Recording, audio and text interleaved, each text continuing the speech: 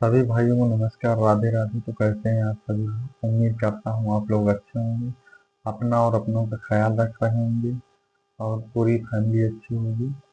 तो मैं आज आपके बीच एक ऐसी घटना लेकर उपस्थित हूँ जो घटना आपको अंदर तक झकझोर कर रख देगी। तो चलिए इस घटना को शुरू करते हैं। एक चौराहे पर भयंकर जाम लगा था और गाड़ियाँ धीरे धीरे चल रही थी। तभी वहाँ एक सफ़ेद कलर की फॉर्च्यूनर आकर खड़ी होती है और चौराहे पर काफी भीड़ होने के कारण कार में बैठे सत्येंद्र जैन अपने ड्राइवर से कहते हैं कि कार धीरे लेकर चलो, जाम काफी लंबा है। तो जिस वो अपने ड्राइवर को स्पीड धीमी करने के लिए कहते हैं कि गाड़ी धीरे लेकर चलो, जाम लंबा है, कहीं कोई हादसा न हो जाए। तो वो देखते हैं कि ड्राइवर गाड़ी की रफ्तार धीमी कर देता है और जाम काफी लंबा होता है। तभी गाड़ी धीरे से चल रही थी, तभी कुछ महिलाएं उनके गाड़ी के पास आकर खड़ी हो जाती है और इनकी खिड़की से कुछ कहने लगती हैं, जैसे कि वो कुछ आर्थिक मदद मांग रही थी, कि वो कुछ आर्थिक मदद मांग रही हैं। और सत्येंद्र यह समझ जाते हैं कि ये महिलाएं हमसे कुछ आर्थिक मदद चाह रही हैं और वो फिर अपने गेट की खिड़की खोलते हैं और कहते हैं, आप लोग क्या चाहते हैं? तभी वो महिलाएं कहती हैं, साहब कुछ पैसा हो तो हमें दे दीजिए, हम लोग बहुत आर्थिक स्थिति से कमजोर हैं और कुछ पैसा मिल जाता तो मदद हो जाती। तभी सत्येंद्र जैन अपने पक्ष से सबको निकालकर एक एक हजार रुपये देते हैं और कहते हैं कि आप लोग अब जाइए। तभी वो महिलाएं वहां से चली जाती हैं और जाम धीरे धीरे खुलने लगा था। तभी वो ड्राइवर से कहते हैं, ये गाड़ी आगे लो, अब जाम खाली हो रहा है, मतलब गाड़ी आगे लेने को कहते हैं। तो ड्राइवर गाड़ी आगे लेकर चलता है। तभी एक महिला तेजी से उनकी तरफ दौड़ी चली आ रही थी। तो वो देखते हैं कि कोई महिला गाड़ी की ओर दौड़ी चली आ रही है। तो वो खिड़की के पास आकर खड़ी होती है और कहती है कि बाबूजी, आपने तो हमें कुछ दिया ही नहीं। तब सत्येंद्र जैन उसे देखते ही रह जाते हैं और सत्येंद्र जैन उसे पहचान लेते हैं, क्योंकि वो महिला कोई और नहीं, उनकी तलाकशुदा पत्नी रूबी थी। इन दोनों का तलाक तकरीबन 4 साल पहले हो गया था और ये दोनों एक दूसरे से अलग हो गए थे। तभी सत्येंद्र जैन देखते हैं कि जो ये मेरी तलाकशुदा पत्नी आज एक भिखारन के रूप में मेरे सामने खड़ी है। तो वो कहते हैं कि तुम इस स्थिति में कैसे आ गई? तब वो महिला रोने लगती है और कहती है कि आप मुझे थोड़ा सा समय दें तो मैं आपको ये सारी चीज़ें बताऊंगी। तो दोनों में आपस में काफ़ी बातचीत होती है। तो सत्येंद्र जैन कहते हैं कि तुम ऐसा करो, हमारी गाड़ी के कार के पीछे बैठ लो और हम तुम्हें कुछ कपड़े और कुछ आर्थिक मदद देने का प्रयास करते हैं। तभी वो महिला गाड़ी के पीछे सीट पे बैठ जाती है और सत्येंद्र जैन उसे लेकर आगे की ओर चलने लगते हैं। तभी वहाँ खड़े लोगों को लगता है कि कोई फॉर्च्यूनर कार वाला एक गरीब भिखारन को अगवा कर कर ले जा रहा है। तभी वहाँ काफी भीड़ जुटना इकट्ठा हो जाती है, काफी भीड़ जुड़ जाती है और लोग देखते ही देखते लोगों की भीड़ वहाँ जाम लग जाती है और लोग जानना चाह रहे थे कि आखिर एक फॉर्च्यूनर वाला इस गरीब भिखारन को लेकर कहाँ जा रहा है, किसी गंदे काम के लिए तो नहीं ले जा रहा है। तो वो उस महिला से पूछते हैं कि ये आपको लेकर कहाँ जा रहे हैं? तभी वो महिला बताती है कि ये हमें लेकर कहीं नहीं जा रहे हैं, बल्कि मैं खुद इनके साथ जाना चाहती हूँ। तो वो बताती है कि ये कोई और नहीं, मेरे तलाकशुदा पति सत्येंद्र जैन हैं। तो भीड़ यह सुनकर वहाँ से हट जाती है और ये सत्येंद्र जैन उस गाड़ी से लेकर उसे कुछ दूर आगे होटल में ले जाते हैं और अपने ड्राइवर को कुछ पैसे देते हैं और कहते हैं कि तुम जाओ, इनके लिए कुछ नए कपड़े ले आओ। ड्राइवर तुरंत नए कपड़े लाने के लिए निकल जाता है। तभी सत्येंद्र जैन रूबी से कहते हैं, जाओ तुम नहाकर होटल के किसी स्नानागार में तुम नहाकर आ जाओ। तभी वो नहाने चली जाती है और तब तक सत्येंद्र का ड्राइवर कुछ नए कपड़े लेकर वहाँ आ चुका था और वो कपड़े सत्येंद्र जैन उसे देते हैं और वो कपड़े पहनती है तो वो काफ़ी सुंदर लगने लगती है। तब वो उसे रूबी से, अपनी तलाकशुदा पत्नी रूबी से कहते हैं कि देखिए, मैं किसी ज़रूरी काम से दिल्ली जा रहा हूँ और मेरे पास समय नहीं है, तो तुम ऐसा करो कि अपना पता हमें लिखा दो। ये काम दिल्ली से हम अपना काम ख़त्म करके जब वापस लौटेंगे तो हम आपसे ज़रूर मुलाकात करेंगे। तो रूबी, उनकी तलाकशुदा पत्नी, अपना एड्रेस लिखा देती है और वहाँ से चली जाती है जहाँ वो रहती थी, और सचिन जैन दिल्ली की ओर चले जाते हैं। वो अपना पहुँचते हैं और अपना सारा काम जल्दी जल्दी निपटाते हैं। मान लो कि उन्हें एक बेचैनी सी थी अपनी तलाकशुदा पत्नी के बारे में, वो जाने कि आखिर वो इस स्थिति में कैसे पहुँच गई। तो वो जाते हैं, अपना काम निपटाते हैं और वहाँ से तुरंत वापस आते हैं, और वो उनकी पत्नी, तलाकशुदा पत्नी द्वारा बताए गए पते पर वो जाते हैं और देखते हैं तो वहाँ उनकी पत्नी, तलाकशुदा पत्नी थी ही नहीं। तो वो, उनको आभास हो जाता है कि शायद वो वहीं भीख मांगने के लिए गई होगी जहाँ वो हमको मिली थी। तो वो उस चौराहे की ओर जाते हैं तो देखते हैं कि वहाँ उनकी तलाकशुदा पत्नी रूबी रोज की तरह अपना जीवन पालन करने के लिए वहाँ भीख मांग रही थी।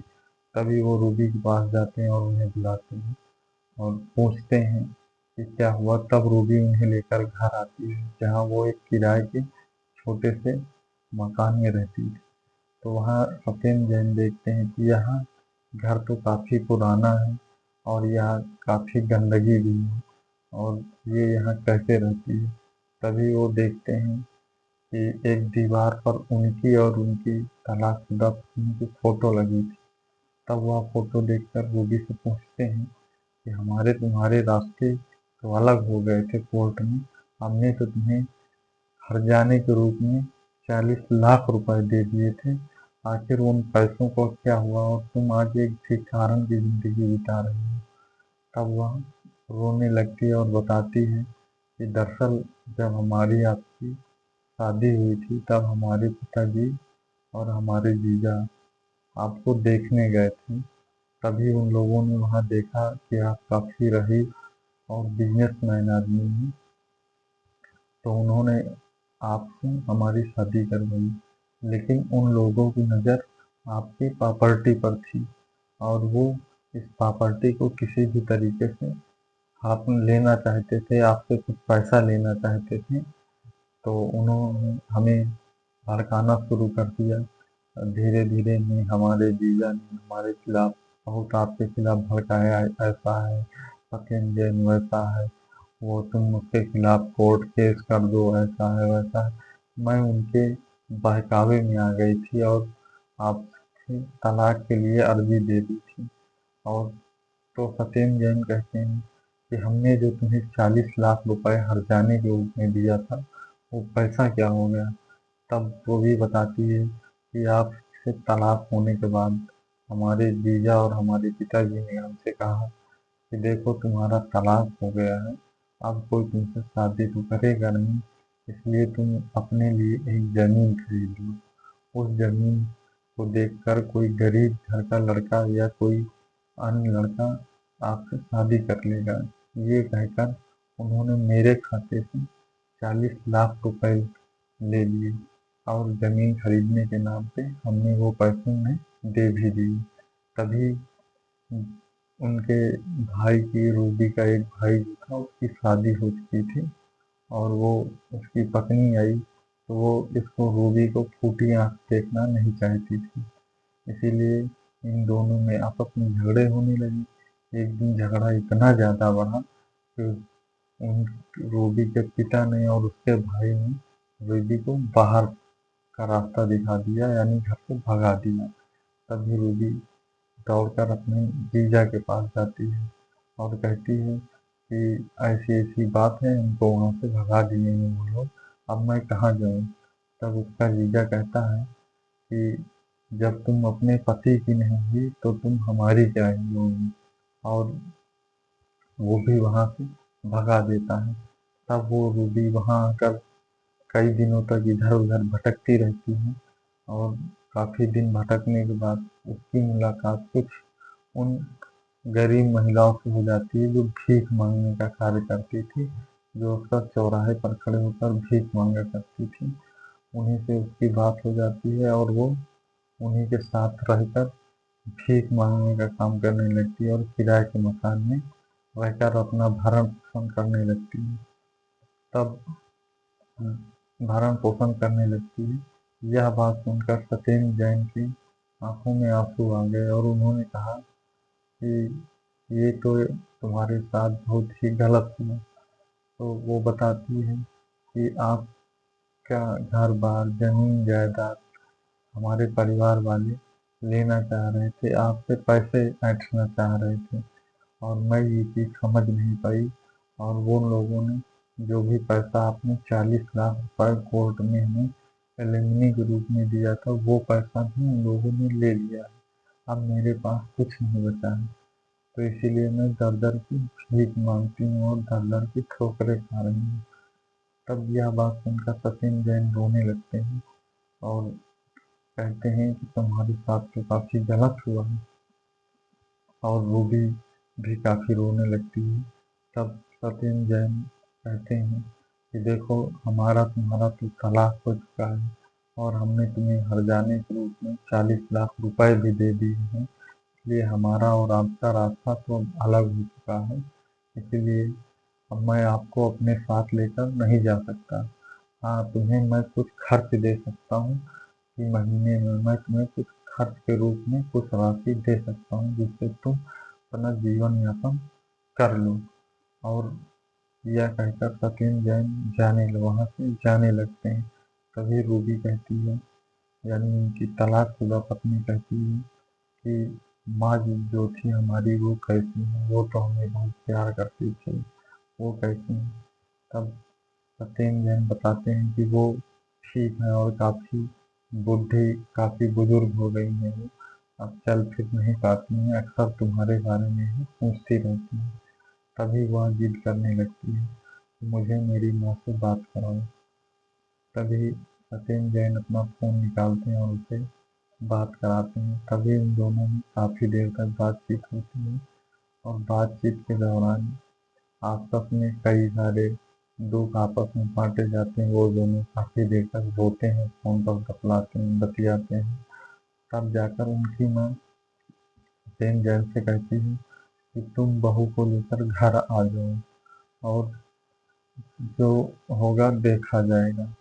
तुम बहू को लेकर घर आ जाओ, ये बेचारी किस्मत की मारी है। तब सत्येंद्र जैन उसको लेकर घर चले जाते हैं, अपनी माँ का कहना मान लेते हैं, क्योंकि वो अपनी माँ से बहुत प्यार किया करते हैं। ये अपनी माँ के कहने पर वो उसे उसके घर, अपने घर लेकर चले जाते हैं। और वहाँ ले जाते हैं तो उनकी माँ उन दोनों का बहुत ही बेसब्री से इंतजार कर रही थी, और उनके आने का रास्ता ही देख रही थी कि वो दोनों कब आएंगे। तभी वो दोनों घर पहुँचते हैं और मानो घर में खुशियों का माहौल सा छा जाता है। तभी सत्येंद्र जैन कहते हैं, माँ, ये वही रूबी है जिसने भरे कोर्ट में हमसे 40 लाख रुपए की रकम अदा की थी। आज ये इसके समय खराब है तो ये इस तरह कैसे रो रही है। तभी उनकी माँ कहते हैं, यदि बेटा शाम सुबह का भूला शाम को घर वापस आ जाए तो उसे भूला नहीं कहते हैं। इसे अपनी गलती का पछतावा हो गया है और ये अपनी गलती को समझ गई है, इसलिए अब इसे माफ कर दो और यही रहने दो। और वो दोनों अपनी माँ का कहना मानकर साथ साथ रहने लगते हैं। तो ये एक ऐसी घटना है, देखिए, जो थोड़े से मन मुटाव के चक्कर में दूसरों के अभाव में आकर रिश्ते खराब हो जाते हैं। तो इन्हीं जैसे रिश्तों को बचाने के लिए हमें थोड़ा सा सोचना चाहिए और समय देना चाहिए कि आखिर बात क्या है, उस चीज़ को समझना चाहिए, तभी जाकर किसी चीज़ को डिसाइड करना चाहिए। लोग जल्दी जल्दी एक दूसरे से तलाक, आजकल तलाक के इतने ज़्यादा केस चल रहे हैं कि सारे कोर्ट भरे पड़े हैं। यही तलाक का झगड़ा बहुत ज़्यादा इस समय चल रहा है कोर्ट में। कोर्ट भी परेशान है इन मामलों को लेकर। तो कृपया किसी भी डिसीजन को लेने से पहले उसके बारे में अच्छे से जानकारी कर लें और समझ लें, तभी किसी परिणाम तक पहुँचें। धन्यवाद।